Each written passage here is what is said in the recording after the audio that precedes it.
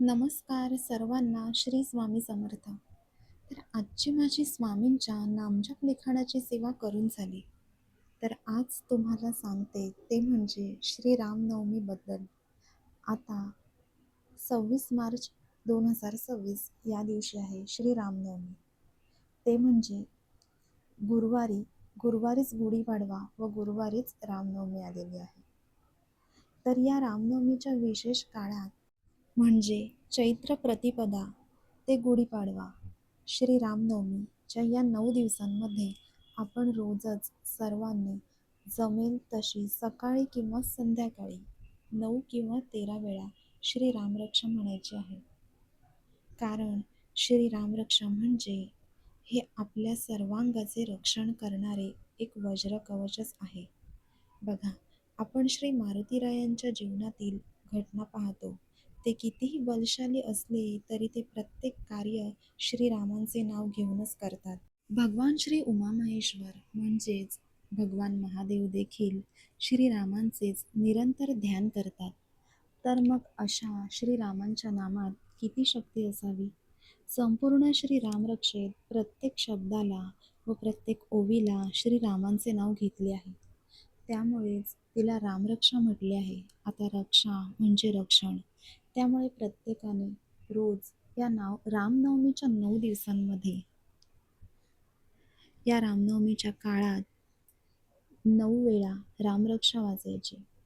आता ही 9 दिवसांमध्ये 9 वेळा रामरक्षा. पहिले सुरुवातीला ध्यानमंत्र एकदा म्हणून 1 ते 9 श्लोक म्हणावे व 8 वेळा असे म्हणून झाल्यावर 9व्या वेळेला फलश्रुती सकट पूर्ण रामरक्षा वाचावी. म्हणजे अशा पद्धतीने आपली 9 वेळा रामरक्षा वाचून होईल. व अशाच पद्धतीने 11 वेळा, 13 वेळा किंवा 21 वेळा रामरक्षा म्हणून होते. आता जर तुम्हाला रोज 1 वेळा पठण करायचे आहे तर ती पूर्ण वाचावी लागते. अशा रामरक्षेने दिवसभर आपल्यावर संरक्षण कवच राहते. आता स्वामींच्या केंद्रात सुद्धा गुढीपाडवा ते रामनवमी अशी रोज सायंकाळच्या आरतीनंतर रामरक्षेचे पठण घेतले जाते. खास करून आपण आपल्या मुलांना, लहान मुलांकडून ही रामरक्षा व मारुती स्तोत्र रोजच न चुकता म्हणून घ्यावेत. बघा, श्रीराम म्हणजे प्रत्यक्ष भगवान श्री विष्णू व त्यांच्या जन्मदिवसाच्या त्या पर्वात श्रीराम तत्व हे जागृत असते, विशेषरित्या जागृत असते. आपल्या दिंडोरी प्रणीत सर्वच ग्रंथांवर तसेच कॅलेंडर मार्गदर्शिकेवर देखील भगवान श्रीकृष्ण व भगवान श्रीरामांची जन्मपत्रिका दिलेली आहे. ती यासाठीच की त्या अतिशय शुभांकित आहेत. म्हणूनच तर आता बघूया श्री रामनवमीचे महत्त्व, श्रीरामांचा जीवनादर्श.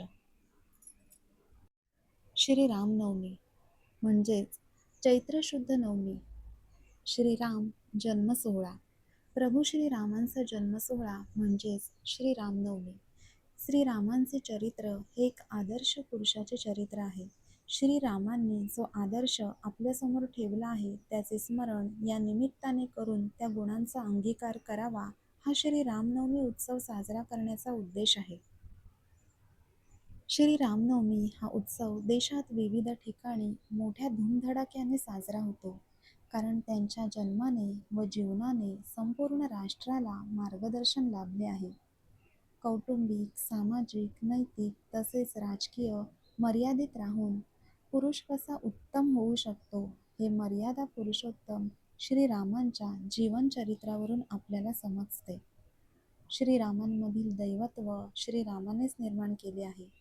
मानव उच्च ध्येय व आदर्श समोर ठेवून उन्नती साधू शकतो हे प्रभू श्रीरामांनी स्वतःच्या जीवनाद्वारे दाखवून दिले आहे. आपल्या विचारातून, विकारात व व्यवहारात त्यांनी मर्यादा न सोडता कार्य केले, म्हणून प्रभू श्रीरामांना मर्यादा पुरुषोत्तम असे म्हणतात. प्रभू श्रीराम केवळ आदर्श पुरुषच नव्हते, तर ते एकवचनी, एकपत्नी, एक वाणी व एक वाणीही होत. ते निश्चयी आणि त्यागी होते. साक्षात माता कैकेयीच्या हट्टावरून पिता दशरथाने आज्ञा देताच वनवासाला जाण्यास सिद्ध होणारे श्रीराम केवढे पितृभक्त, त्यागी होते. वडिलांचे वचन खरे करण्याकरिता हाती आलेल्या राज्याचा त्याग करून 14 वर्षे वनवास पत्करणारे श्रीराम निश्चयी धैर्याचा महामेरू होते. प्रभू श्रीरामांत प्रचंड सात्विकता होती. वनवासातील श्रीरामांचे सोबती हनुमंत, बाली, सुग्रीव, जांबुवंत, जटायू, बिभीषण, केवल या सर्वांचा श्रीरामांच्या सानिध्याने कृपादृष्टीने उद्धार झाला.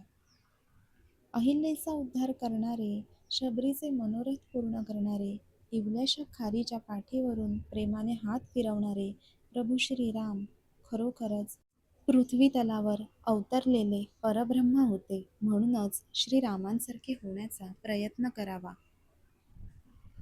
त्यांच्या गुणांना आत्मसात करावे. श्रीरामचंद्र हे सद्गुणांचा समुच्चय, त्यागाचे शिखर, दैवी संस्कृतीचे संरक्षक होते.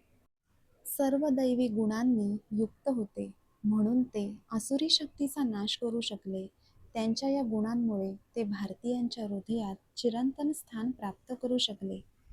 श्रीरामांचे कौटुंबिक आदर्शही उच्चनीय आहे. त्यांचा त्याग पराकोटीचा आहे. त्यामुळे क्लेश, भांडणे, स्वार्थ दूर राहतात. माणसाचे हृदय परिवर्तन होते. त्यांचे मातृपितृ प्रेम अवर्णनीय आहे. त्यांचे थोडे जरी अनुकरण आजच्या नव्या पिढीने केले तरी या देशात रामराज्य निर्माण झाल्याशिवाय राहणार नाही. श्रीरामांचा अजून एक मोठा गुण रामायणात दिसून येतो. तो म्हणजे त्यांना लोभ नव्हता. रावणाला मारल्यानंतर लंकेचे राज्य त्यांनी स्वतः न ठेवता बिभीषणाला देऊन टाकले. बालीला मारून सुग्रीवाला राजा केले. श्रीरामांचे मित्रप्रेम, गुरुप्रेम, बंधुप्रेम, भक्तप्रेम, मातृपितृप्रेम, पत्नीप्रेम, देशप्रेम, प्रजाप्रेम हे सर्वच गुण घेण्यासारखे आहेत. श्रीराम हे प्रजापालक, केवलाचे निष्काम प्रेम, उर्मिलेचा विश्वास, लक्ष्मणाचा निष्काम कर्मयोग, भरताचा आदर्श आणि हनुमंताचे सर्वस्व आहेत. भारतभूमी ही धन्य आहे, जिथे श्रीराम श्रीकृष्णांसारखे आदर्श जन्माला आले. परब्रह्माने साक्षात जीवनाचा, कर्मयोगाचा आदर्श घालून दिला. म्हणून या भूमीचे महत्त्व, श्रीरामांचा आदर्श आपण श्री रामनवमीच्या निमित्ताने अभ्यासायचा असतो. त्यांचे चिंतन मनन करून आचरणात आणायचे असते.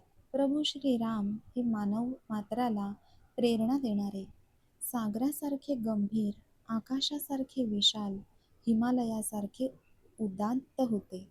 त्यांचे जीवनगुण आज संस्कृती टिकविण्यासाठी अत्यावश्यक झाले आहे. श्री रामनवमीच्या दिवशी दुपारी 12 वाजता रामरक्षा व पाळणा म्हणून श्रीराम जन्मोत्सव साजरा करतात.